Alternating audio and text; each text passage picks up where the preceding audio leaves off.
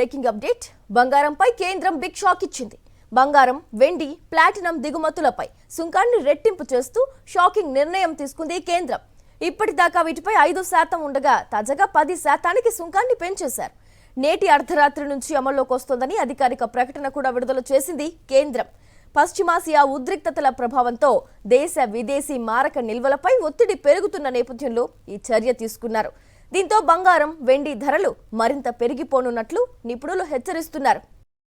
మరోవైపు పశ్చిమాసియాలో పెరుగుతున్న ఉద్రిక్తతల నేపథ్యంలో భారత ఆర్థిక వ్యవస్థను రక్షించేందుకు ఇటీవల ప్రధాని నరేంద్ర మోదీ కీలక విజ్ఞప్తి చేశారు. ప్రజలు బంగారం కొనుగోళ్లను కొంతకాలం వాయిదా వేసుకోవాలని కోరారు.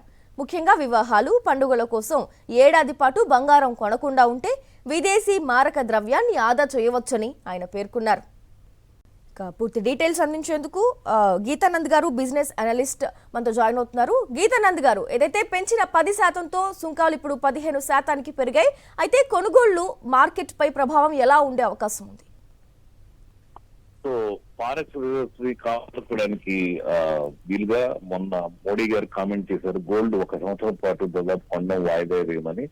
దాని తర్వాత కాన్సిక్వెన్సెస్ లో నిన్న రాత్రి నుంచే గోల్డ్, ప్లాటినం, సిల్వర్ మీద ఉన్నటువంటి బేసిక్ కస్టమ్ డ్యూటీని 10%, ఏడీసీని 5% పెంచడం ద్వారా ప్రస్తుతానికి 15% ట్యాక్స్ అమల్లో ఉన్నటువంటి పరిస్థితి.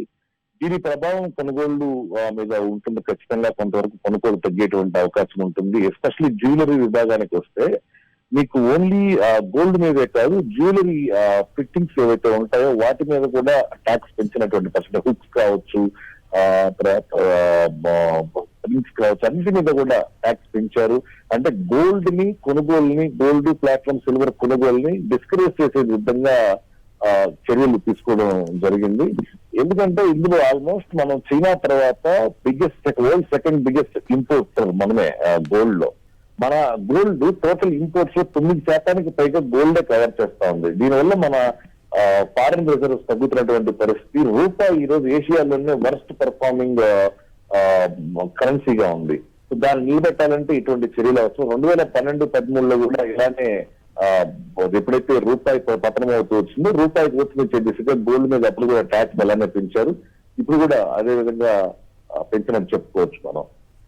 అయితే గీతానంద్ గారు, ప్రధాని మోదీ మార్కెట్ స్ట్రాటజీ ఎంతవరకు పనిచేస్తుంది అంటారు? అసలు స్టాక్ మార్కెట్లు ఈ రోజు ఎలా ప్రారంభమవుతాయని మీ అంచనా?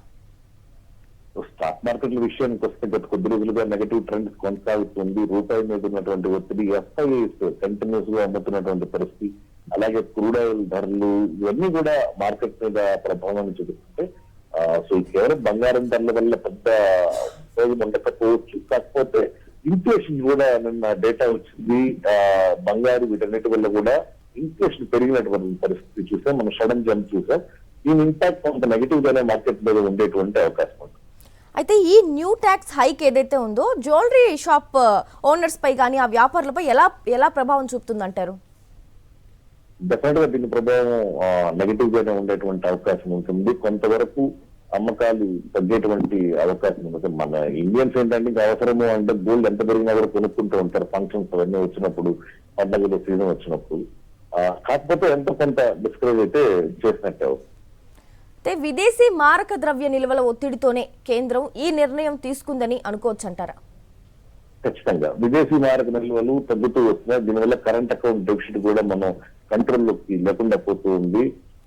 ఎందుకంటే ఈ గోల్డ్ ఇది ఇంపోర్ట్ ఎప్పుడైతే చేస్తున్నా మనం డాలర్స్ లో చెల్లింపులు చేస్తాం. దాంతో పాటు అదే సమయంలో క్రూడ్ ఆయిల్ ధరలు కూడా విపరీతంగా పెరిగాయి. దానికి సంబంధించి డాలర్స్ లోనే మనం చెల్లింపులు చేయాల్సి వస్తుంది. ఇది రూపాయిని పతనానికి ప్రధాన కారణమవుతుంది. రూపాయి పతనం అడ్డుకోవాల్సినటువంటి పరిస్థితి ఉంది. రూపాయి తన జీవనకాల కనిష్ట స్థాయి 95.63 దగ్గర నిన్న క్లోజ్ అయినటువంటి పరిస్థితి మనం చూసాం. కాబట్టి దాన్ని కట్టడి చేయాలి. దాని ద్వారా మన విదేశీ మారక నిల్వలను పెంచుకోవాలి. అప్పుడే మనం స్ట్రాంగ్ గా మిగతా కంట్రీస్ చూస్తే ఎకనామికల్ గా స్ట్రాంగ్ గా కంప్లీట్ చేయగలుగుతాం. దానిలో ఆ చర్యలో భాగంగానే బంగారు, ప్లాటినం, సిల్వర్ మీద రేట్లు పెంచారని చెప్పొచ్చు ట్యాక్స్. అయితే ఏదైతే ఉందో ఈ పెరిగిన న్యూ ట్యాక్స్ హైక్ ఏదైతే ఉందో మిడిల్ క్లాస్ పీపుల్ మీద, కామన్ కన్స్యూమర్స్ మీద ఎలాంటి ప్రభావం చూపిస్తుందంటారు? సో కామన్ కన్స్యూమర్స్ మీద కన్నా కూడా బంగారు కొనుగోలు చేయాలి అనుకున్న వాళ్ళ మీద ఎక్కువ ప్రభావం ఉంటుంది. సో సడన్ గా రాత్రి నుంచే ఈ ధరలు అమల్లోకి వచ్చేసి మే 13 పేపర్ నుండి అర్ధరాత్రి అంటే ఈ ధరలు అమల్లోకి రావడం హెవీ ఇంపాక్ట్ ఉంటుంది. కొత్తగా కొనాలి అనుకున్న వాళ్ళకి, లేదా ఏదైనా పెళ్లిళ్ళు పెట్టుకొని మ్యాండేటరీగా కొనాలి అనుకున్న వాళ్ళకి ఎక్కువ ట్యాక్స్ పడుతుంది. రైట్, థ్యాంక్ యూ అండి గీతానంద్ గారు.